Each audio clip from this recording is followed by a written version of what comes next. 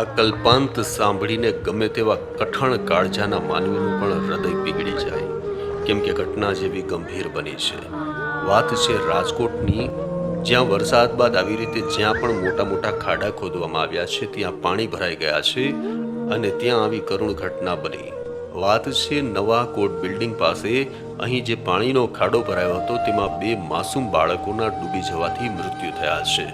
ગરીબ શ્રમજીવી પરિવારના 2 બાળકોના મૃત્યુ બાદ અહીં કેવા કરુણ દ્રશ્યો સર્જાયા તે આ કલ્પાંત પરથી અનુભવી શકાય છે.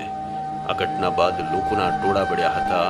ત્યારે આવી ઘટનાઓ બનતી અટકે તે માટે દરેક માતા પિતાએ સચેત થઈ જવાની જરૂર છે, કેમ કે નાની એવી ભૂલ બાળકનો જીવ લઈ શકે છે.